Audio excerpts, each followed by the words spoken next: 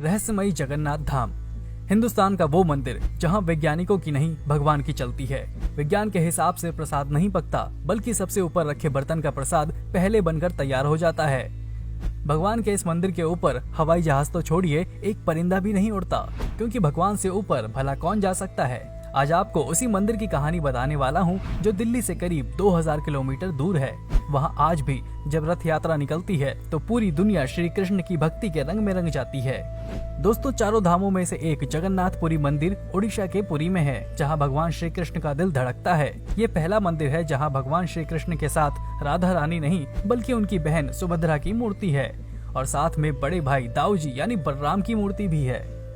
कहते हैं भगवान श्री कृष्ण की मूर्ति में जो ब्रह्म पदार्थ है वही उनका दिल है। हर 12 साल में भगवान की मूर्ति बदल दी जाती है। जब भगवान जगन्नाथ जी की मूर्ति बदली जाती है तो इस ब्रह्म पदार्थ को पुरानी मूर्ति से निकालकर नई मूर्ति में रखा जाता है। जब इस रस्म को किया जाता है तो उस समय पूरे शहर की बिजली को काट दिया जाता है। मंदिर ही नहीं बल्कि पूरा शहर अंधेरे में डूब जाता है। इसके बाद मूर्ति बदलने वाले पुजारी भगवान के दिल को बदलते हैं। जो पुजारी ये काम करता है उसकी आंखों पर भी पट्टी और हाथों में ग्लव्स यानी दस्ताना होता है, क्योंकि मान्यताओं के अनुसार जो इस दिल को देख लेता है उसकी मौत हो जाती है। इसलिए मंदिर के चप्पे चप्पे पर सीआरपीएफ के जवान मुस्तैद होते हैं ताकि कोई अंदर ना जा सके।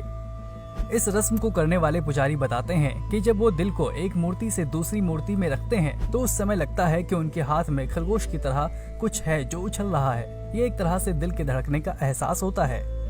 इसके अलावा मंदिर से जुड़ा एक और रहस्य है जो आज भी वैज्ञानिकों को हैरान परेशान करता है। दरअसल यहाँ प्रसाद में खिचड़ी बनती है और उसे पकाने के लिए एक के ऊपर एक 7 बर्तन रखे जाते हैं, लेकिन सबसे ऊपरी बर्तन यानी 7वें बर्तन का खाना पहले पककर तैयार होता है, जबकि विज्ञान के मुताबिक सबसे नीचे रखे पहले बर्तन का खाना पहले तैयार होना चाहिए। यहाँ जितना भी प्रसाद बनता है वो कभी कम नहीं पड़ता। अगर भक्तों की संख्या किसी दिन कम होती है तो अपने आप प्रसाद कम हो जाता है। मंदिर का गेट बंद होते ही प्रसाद बर्तनों से गायब हो जाता है। कहते हैं कि यहाँ 500 रसोइये और उनके 300 सहयोगी काम करते हैं। इस हिसाब से आप अंदाजा लगा सकते हैं कि मंदिर की रसोई कितनी बड़ी होगी। ये बिल्कुल द्रौपदी की रसोई की तरह है, जहाँ कितने भी लोग पहुँचते थे तो सबको भरपेट खाना मिलता था। वो भी भगवान श्री कृष्ण की कृपा थी। तो भला भगवान श्री कृष्ण के घर में प्रसाद कम कैसे पड़ सकता है। अक्सर मंदिरों की सुरक्षा को लेकर नो फ्लाइंग जोन घोषित किए जाते हैं, लेकिन यहाँ फ्लाइट तो छोड़िए, पक्षी भी मंदिर के ऊपर से नहीं उड़ते। यहाँ तक कि मंदिर के शिखर पर लहरा रहा ध्वज भी हवा की उल्टी दिशा में लहराता है। ये भी एक तरह का चमत्कार ही है। करीब 4 लाख वर्ग फुट में बने इस मंदिर के शिखर की खास बात यह है कि धूप कितनी भी तेज हो इसकी परछाई नहीं दिखती। मंदिर के शिखर पर भगवान श्री कृष्ण का सुदर्शन चक्र लगा है, जिसकी खास बात यह है कि आप इसे किसी भी ओर से खड़े होकर देखेंगे तो यही लगता है कि चक्र का मुंह आपकी ओर है। हर साल जुलाई अगस्त के महीने में जब यहाँ रथ यात्रा निकाली जाती है तो पुरी राजवंश के उत्तराधिकारी और पहले वहाँ के राजा खुद सोने की झाड़ू से रास्ता साफ करते थे। कहते हैं भगवान का रथ खींचने से सारे पाप धुल जाते हैं। इसलिए एक बार एक मुस्लिम व्यक्ति ने सुप्रीम कोर्ट का दरवाजा खटखटाया था कि हमें भी रथ खींचने की अनुमति दी जाए।